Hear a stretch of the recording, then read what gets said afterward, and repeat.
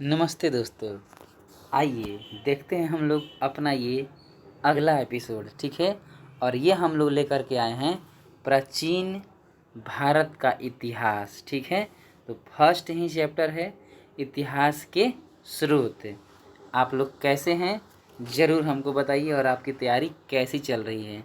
आपको पता होगा कि बिहार का बीपीएससी का जो फॉर्म है वो जल्द ही नोटिफिकेशन आने वाला है, और उम्मीद है कि आपको 17 या 18 सितंबर को, यानी कि 2 या 4 दिनों में आपका फॉर्म आ जाएगा, ठीक है।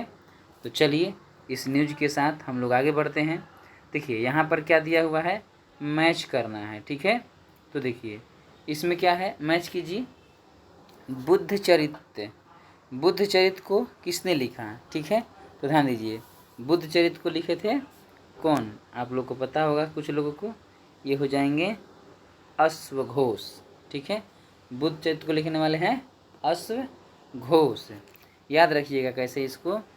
बुद्ध जो निकले थे घर से, तो घोड़ा लेकर निकले थे, और फिर घोड़ा को वो छोड़ करके और अपना वस्त्र त्याग करके और संन्यास के लिए निकल पड़े थे, ठीक है। चलिए आगे बढ़ते हैं। फिर है आपका हर्षचरित। हर्षचरित जो है सबको पता होगा, ये है वाणभट्ट, ठीक है ना। चलिए हर्षचरित वाणभट्ट है। अब देखिए आगे बढ़ते हैं। हर्षचरित वाणभट्ट, ठीक है। विक्रमांक चरित, ठीक है। विक्रमांक चरित जो है ये है किनका, ये है बिल्हण का, ठीक है। विक्रमांक चरित किनका है, बिल्हण का है, ठीक है ना। याद रखिएगा, एक है कल्हण, है ना, वो भी आते हैं। कल्हण जो है राजतरंगिणी के लेखक हैं, आपको पता होगा। और ये हैं विक्रमांक देव चरित के लेखक बिल्हण। तो यहाँ वी से स्टार्ट हो रहा है विक्रमांक, और यहाँ भी वी से स्टार्ट हो रहा है वी, ठीक है। चलिए आगे बढ़िए। अब है रामचरित। रामचरित के लेखक कौन है, संध्याकर नंदी। रामचरित के लेखक हैं संध्याकर नंदी। ध्यान दीजिएगा, राम की पत्नी का नाम था सीता, और उन सीता माता का नाम यहाँ स से ही है, लेकिन नाम संध्या हो गया है, ठीक है। तो रामचरित के लेखक संध्याकर नंदी, ठीक है। अब बच गया एक ठो नौ सहसांक चरित। नौ सहसांक चरित ये हैं पद्म गुप्त। पद्म गुप्त का है नौ सहसांक चरित, ठीक है। चलिए तो आगे बढ़ते हैं हम लोग दूसरे क्वेश्चन में, ठीक है। तो इसमें से आंसर कौन सा हो जाएगा, ए का क्या था, 3, ठीक है। 3 एक ही को में 3 है, तो बना दीजिए इसको, ये हो गया, ठीक है। चलिए आगे बढ़ते हैं। देखिए फिर है कि प्राचीन कालीन किन ग्रंथों में षोडश जनपदों का उल्लेख है। तो ध्यान दीजिएगा कि प्राचीन कालीन किन ग्रंथों में षोडश दे रहा है ना। षोडश जो है कि ये 16 है, 16 जनपदों यानी 16 महाजनपदों का उल्लेख पूछ रहा है, ठीक है। तो ध्यान दीजिएगा, 16 महाजनपद जो है अंगुत्तर निकाय में मिलता है, ठीक है, और भगवती सूत्र में भी मिलता है। आपको पता होना चाहिए कि अंगुत्तर निकाय जो है यह बौद्ध ग्रंथ का धर्म ग्रंथ है, और भगवती सूत्र जो है यह जैन धर्म का है ना, यह जैन धर्म का भगवती सूत्र है, जैन धर्म का, ठीक है। तो हमारा आंसर क्या हो जाएगा यहाँ, हाँ देखिए, तो ए और बी दोनों भी दिया हुआ है ना, इसको और हम ऐसे कर रहे हैं, ठीक है। तो देखिए ए और बी दोनों, ठीक है ना। तो इसका आंसर हो जाएगा हमारा डी, ए और बी दोनों, ठीक है ना। अंगुत्तर निकाय भगवती सूत्र दोनों का है, ठीक है। तो ध्यान दीजिएगा, अंगुत्तर निकाय कैसे याद रखिएगा कि अंगुत्तर निकाय बौद्ध धर्म का है, क्योंकि देखिए जब हम 8 क्लास में पढ़ते थे ना, तो हम एक गौतम बुद्ध का फ़ोटो देखे थे, और वो ध्यान मुद्रा में बने हुए थे। तो हमको लग रहा था ना कि ये वस्त्र नहीं पहने हुए हैं, इनका अंग ढका हुआ नहीं है, ऐसा हमको लग रहा था, ठीक है, बचपन से ही। तो अंगुत्तर निकाय यानी कि अंग उनका क्या हो रहा था, हमको दिख रहा था, लग रहा था कि ये वस्त्र नहीं पहने हैं, है ना। तो हम यहाँ से याद कर लिए हैं अंगुत्तर निकाय यानी कि गौतम बुद्ध, ठीक है, यानी कि बौद्ध धर्म। और जो बच गया एक भगवती सूत्र है, तो ये जैन धर्म है ना।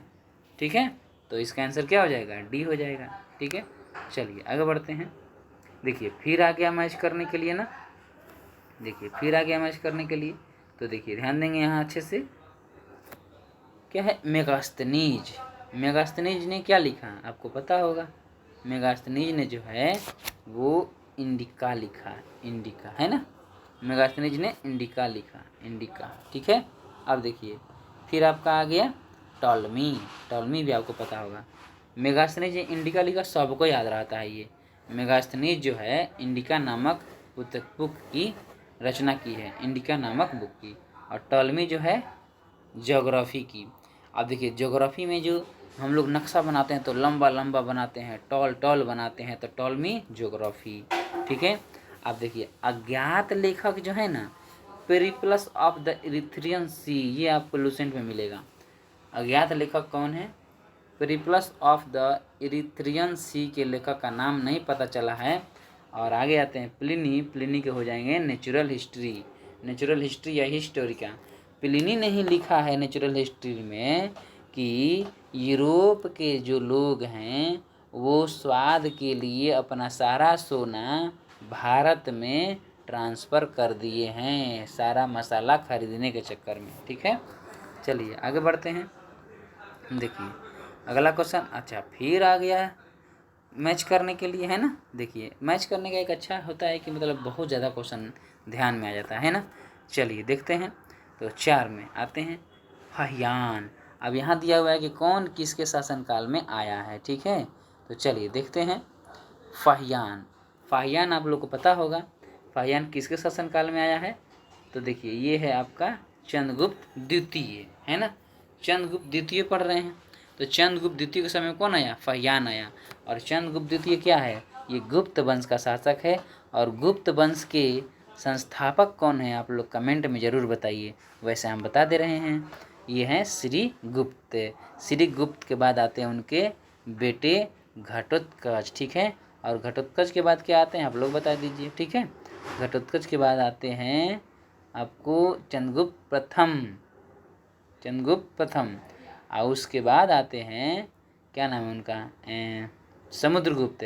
और समुद्रगुप्त के बाद आते हैं चंद्रगुप्त द्वितीय। आप लोग लूसेंट में भी देख लीजिएगा, लूसेंट में भी दिया हुआ है। ठीक है ना, चलिए अब आ गया आपका वेनसोंग। ठीक है, वेनसोंग जो है, वेनसोंग हर्षवर्धन, ह से वेनसोंग, ह से हर्षवर्धन, दोनों को मैच करा दीजिए। ह से वेनसोंग, ह से हर्षवर्धन। अब आइए आपका इत्ती सिंह। इत्ती सिंह जो है ये किसके बारे में लिखा है, वेशभूषा और खान पान के बारे में। हमारे देश के वेशभूषा और खान पान के बारे में कौन लिखा है, इत्ती सिंह लिखा है। ठीक है, अब आइए चाउजुकुआ। चाउजुकुआ जो है ये चोलकालीन इतिहास के बारे में लिखा है।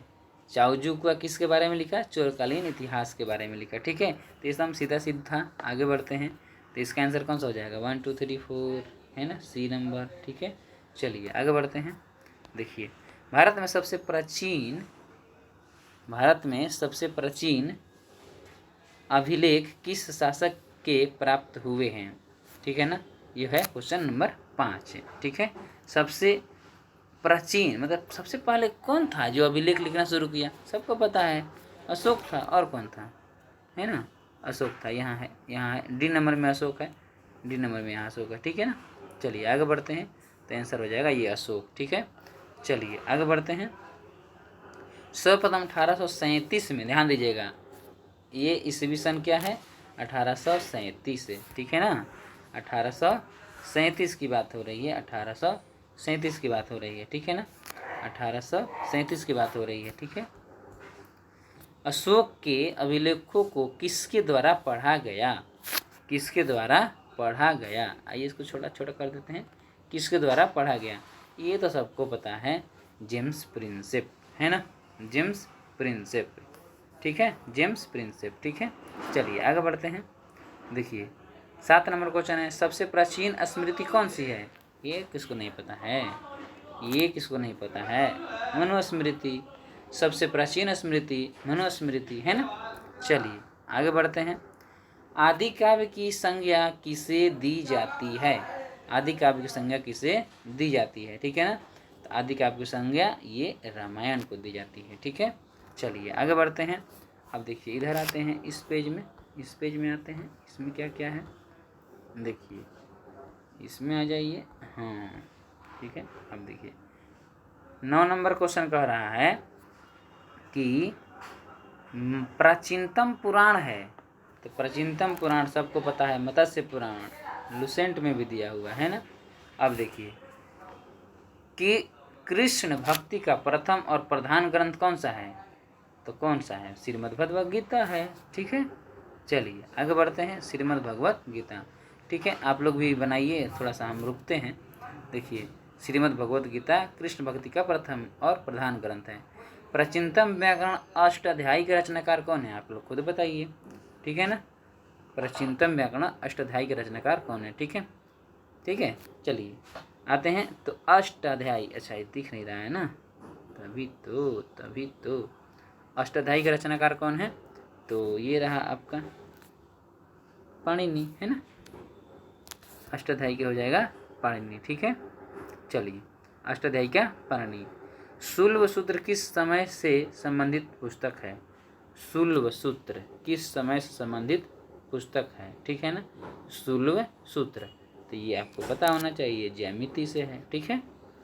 शूल्व सूत्र ज्यामिति से संबंधित पुस्तक है, ठीक है। चलिए आगे बढ़ते हैं, 13 नंबर में आते हैं, है ना। अशोक के निम्नलिखित अभिलेखों में किस में दक्षिण भारतीय राज्यों का उल्लेख हुआ है, ठीक है। तो 10 से दक्षिण और 10 से दूसरा, 10 से दक्षिण में और 10 से दूसरा में अशोक के अभिलेखों का उल्लेख हुआ है, ठीक है। चलिए आगे बढ़ते हैं। निम्नलिखित कथन पर विचार कीजिए, ठीक है। देखिए तो इसमें क्या है, विचार करना है, तो चलिए विचार करते हैं, ठीक है। देखिए कह रहा है कि फाहियान ने उल्लेख किया है कि भारत का कोई भी सम्मानित व्यक्ति मांस नहीं खाता था। बिल्कुल सही बात है, ये आपको लुसेंट में नहीं मिलेगा, ठीक है। चलिए ये है फाहियान, ये सही है। अशोक का युग, अशोक का युग शाकाहार के विकास की दृष्टि से मील का पत्थर था। नीचे दी गुट का प्रयोग करना है, ठीक है। तो देखिए इसमें देखिए आंसर मारा हुआ है, दोनों सही है, परंतु स्पष्टीकरण नहीं है। तो अशोक का युग शाकाहार के विकास की दृष्टि से मील का पत्थर था, ये भी सही है। लेकिन फाहियान ने उल्लेख किया है कि भारत का कोई भी सम्मानित व्यक्ति मांस नहीं खाता था, ये भी सही है। लेकिन एक दूसरे के ये क्या है, संतुष्टि नहीं दे रहा है, स्पष्टीकरण नहीं कर रहा है, ठीक है। चलिए अब आगे बढ़ते हैं। 15 सीयूकी नामक यात्रा विवरण निम्नलिखित में से किससे जुड़ा है, तो सबको पता है सीयूकी जो है वो जोड़ता है वेनसोंग से, ठीक है ना। चलिए आगे बढ़ते हैं, 16 नंबर देखते हैं, ठीक है। 16 में क्या है, 14वीं सदी के ईस्वी पूर्व का एक अभिलेख जिसमें वैदिक देवताओं का वर्णन है प्राप्त हुआ है। अच्छा, देखिए ये रहा, कहाँ गया क्वेश्चन कहाँ गया।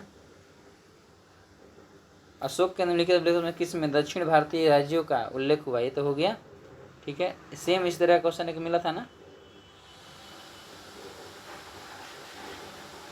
चलिए देखते हैं, आगे आएगा शायद। देखिए ये हो गया, सीयूकी हो गया। 14वीं सदी ईसा पूर्व के एक अभिलेख जिसमें वैदिक देवताओं का वर्णन प्राप्त हुआ है, किस अभिलेख से, ठीक है ना। चलिए देखते हैं। तो ये है हमारा बोगाज कोई अभिलेख, 14वीं सदी ईसा पूर्व का एक अभिलेख जिसमें वैदिक देवताओं का वर्णन है, वो है बोगाज कोई अभिलेख है। वो कौन सा है, बोगाज कोई अभिलेख है, ठीक है। और इसी में अब यहाँ से क्वेश्चन और बनेगा, कैसे कि बोगाज कोई अभिलेख किस सदी का है, तो 14वीं सदी ईसा पूर्व का, ठीक है। और बोगाज कोई अभिलेख में किसका वर्णन है, तो वैदिक देवताओं का वर्णन है, ठीक है ना। चलिए आगे बढ़ते हैं। अष्टांग हृदय संहिता निम्नलिखित में से किससे संबंधित है, अष्टांग हृदय संहिता निम्नलिखित में से किससे संबंधित है, ठीक है। तो देखिए अष्टांग हृदय से है, हृदय रोग है, चिकित्सा है, हृदय से है, ठीक है ना। अष्टांग हृदय संहिता माने हृदय रोग है तो चिकित्सा से है, ठीक है। चलिए आगे बढ़ते हैं। अब आपका फिर से मैच करना है, ठीक है ना। तो मैच करने के लिए मैच कीजिए। देखिए 18 है। देखिए हाथी गुम्फा अभिलेख, आप सबको पता होगा हाथी गुम्फा अभिलेख। हाथी जो है बहुत खाती है, तो हाथी से हाथी गुफा अभिलेख खारवेल, ठीक है। जूनागढ़ अभिलेख, दामन में चूने का दाग लग गया तो जूनागढ़ दामन, चूने का दाग लग गया तो जूनागढ़ अभिलेख, रुद्र दामन दाग लग गया चूने का, जूनागढ़ अभिलेख। अब देखिए प्रयाग स्तंभ लेख, ये तो आपको पता ही होगा, ठीक है। प्रयाग स्तंभ लेख समुद्रगुप्त है ना। एहोल अभिलेख पुलकेशिन द्वितीय है, ठीक है। अब भीतरी तथा जूनागढ़ अभिलेख, देखिए ये भीतरी और ये जूनागढ़ अभिलेख ये दोनों सेम है, लेकिन थोड़ा सा अंतर है ना। लग रहा होगा ना सेम आपको, जूनागढ़ इसमें भी जूनागढ़। तो जब भीतरी की बात करेगा ना, तो भीतर का चीज़ जो है ना गुप्त रखा जाता है, ठीक है। तो भीतरी तथा जूनागढ़ अभिलेख क्या है, स्कंद गुप्त में, यानी कि गुप्त स्कंद गुप्त में, ठीक है। स्कंद गुप्त, भीतरी तथा जूनागढ़ अभिलेख। और सिर्फ जूनागढ़ की बात करेगा तो रुद्रदामन, सिर्फ जूनागढ़ की बात रुद्रदामन, ठीक है। चलिए आगे बढ़ते हैं। अशोक के नाम का स्पष्ट उल्लेख अधोलिखित अभिलेखों में से प्राप्त होता है। तो देखिए ये लूसेंट में आपको मिलेगा, मस्की, गुर्जरा, नेट्टूर, उड़े गोलम। यहाँ उदे गोलम है, लेकिन लूसेंट में दिया रहता है उड़े गोलम। तो इसका आंसर क्या हो जाएगा, इसका आंसर सब हो जाएगा, सब हो जाएगा, ठीक है ना। उपर्युक्त सभी, उपर्युक्त सभी हो जाएगा, ठीक है। चलिए आगे बढ़ते हैं। उपर्युक्त सभी, मस्की, गुर्जरा, नेट्टूर, उड़े गोलम, ये सभी जगहों से अशोक का नाम का उल्लेख मिलता है। मध्य एशिया के बुगाजकुई अभिलेख में विभिन्न वैदिक देवताओं के नामों का उल्लेख हुआ है। हाँ ये ही क्वेश्चन है ना। मध्य एशिया के बुगाजकुई अभिलेखों में विभिन्न देवी देवताओं का, विभिन्न दैविक देवताओं का उल्लेख मिलता है। वो किस में, वो मिलता है, अच्छा हाँ देखिए, तो हम लोग पीछे ऐसा क्वेश्चन पढ़े हैं, पूछ रहा था कि बुगाजकुई अभिलेख में, है ना, यही बुगाजकुई है जिसमें 14वीं सदी ईसा पूर्व में, है ना, 14वीं सदी ईसा पूर्व में एक अभिलेख मिला था। उसमें क्या था, उस अभिलेख का नाम था बुगाजकुई। तो ये बुगाजकुई हो गया। और इसमें देवी देवताओं का वर्णन मिलता है, ये हम लोग पीछे पढ़ चुके हैं। देखिए दिखा रहे हैं, ठीक है। 13 नंबर, 13 नंबर, 13 नंबर, ये देखिए, ये है नहीं, ये नहीं है, 16 नंबर, हाँ ये देखिए 16 नंबर। 14वीं सदी के पूर्व एक अभिलेख जिसमें वैदिक देवताओं का उल्लेख मिलता है, वो है बुगाजकुई। हुआ था ना हमारा आंसर। तो देवताओं का वर्णन मिलता है। अब यहाँ पर देवता का नाम पूछ दिया कि कौन कौन देवता हैं, वो बताइए, वो महानुभाव देवता लोग कौन कौन हैं। तो वो इंद्र हैं, वो मिश्र हैं, वो वरुण हैं, वो नासप्त हैं, उपर्युक्त सभी हैं, ठीक है। चलिए अब ये वाला पेज खत्म हो गया। कितना मिनट का हुआ है देख लेते हैं।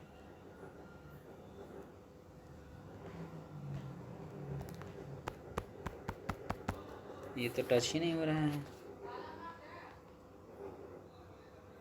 18 मिनट का हो गया है, ठीक है। एक दो क्वेश्चन और बचा हुआ है इसमें, हाँ देख लीजिए, ठीक है।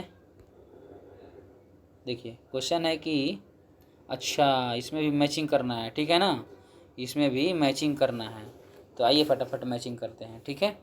तो देखिए मैचिंग करने के लिए हम लोग को क्या करना पड़ेगा, देखिए मैचिंग करने के लिए, देखिए यहाँ अर्थशास्त्र है, तो अर्थशास्त्र तो सब पता है, अर्थशास्त्र सबको पता है। अर्थशास्त्र के कौन है, अर्थशास्त्र के हैं, आपको पता होगा। पहले हटाइए, ये हटाइए, मेज कहाँ से, हाँ हो गया, ठीक है। चलिए अब इसको लाइए। अर्थशास्त्र का है चाणक्य, है ना, है चाणक्य का अर्थशास्त्र है। अब देखिए मुद्रा राक्षस, आप लोग को पता होगा, मुद्रा राक्षस, राक्षस की तरह दांत दिखता है, तो विशाख दत्त, ठीक है। फिर कथा सरिता सागर, कथा सरिता सागर, तो ये जो है ना करिथा सागर, ये गाने के जैसा लग रहा है, तो सोमदेव, है ना, संगीत से संबंधित है, कथा, सरिता, सागर, संगीत। तो सोमदेव किससे संबंधित है? संगीत से है ना। अब देखिए महाभाष्य, ठीक है। अब हो गया आपका, सॉरी डी नंबर क्या है? बृहत कथा मंजरी। बृहत कथा मंजरी किसका है? क्षेमेंद्र का है। बृहत कथा मंजरी क्षेमेंद्र का है। बृहत कथा मंजरी किसका है? क्षेमेंद्र का है, ठीक है, क्षेमेंद्र, ठीक है। चलिए आगे बढ़ते हैं। अब देखिए फिर हम लोग आगे बढ़ेंगे। और क्या नाम है? अगला नाम है महाभाष्य, है ना। महाभाष्य किनका है? तो महाभाष्य तो पतंजलि का है, सबको पता है। महाभाष्य किनका है? महाभाष्य पतंजलि का है। पतंजलि जी कहाँ हैं? ये रहा पतंजलि जी, ठीक है। पतंजलि जी यहाँ है, ठीक है। अब देखिए मालविक अग्निमित्रम सबको पता है। मालविक अग्निमित्रम कालिदास का है ना। मालविक अग्निमित्रम कालिदास का। कालिदास कहाँ है? 5 नंबर में है। कालिदास 5 नंबर में है, ठीक है। मृच्छकटिकम है ना, मच्छर कटता है कहाँ? जूते में, सुद्रक में, ठीक है।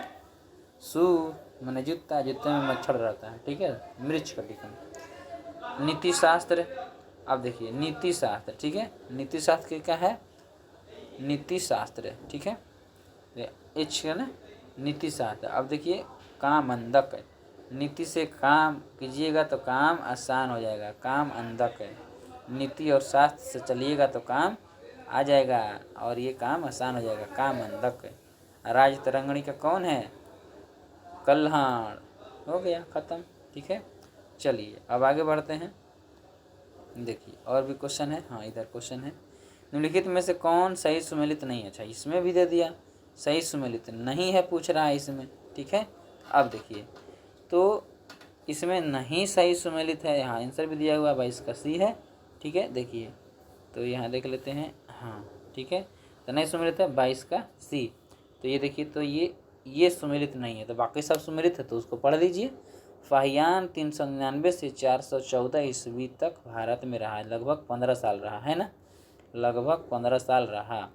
अवेनसांग 629 से 645 ईस्वी तक रहा और अल मसूदी 957 ईस्वी में भारत के भ्रमण पर आया था, ठीक है। अब लास्ट क्वेश्चन है आपका, प्राचीन भारत के इतिहास के संदर्भ में भवभूति, हस्तिमल तथा क्षेमेश्वर क्यों प्रसिद्ध थे? ठीक है ना। तो ये क्या थे? ये नाटककार थे, ये नाटककार थे, ठीक है ना। यहाँ आपको आंसर दिख रहा होगा 23 का बी, ठीक है ना, नाटककार थे, ठीक है। चलिए आगे बढ़ते हैं। अब आज के लिए इतना ही, मिलते हैं हम लोग फिर अगले एपिसोड में। तब तक के लिए आप अपना ख्याल रखिए ताकि हम लोग आगे भी इसको चलाएं, ठीक है ना। ये काहे नहीं आता है?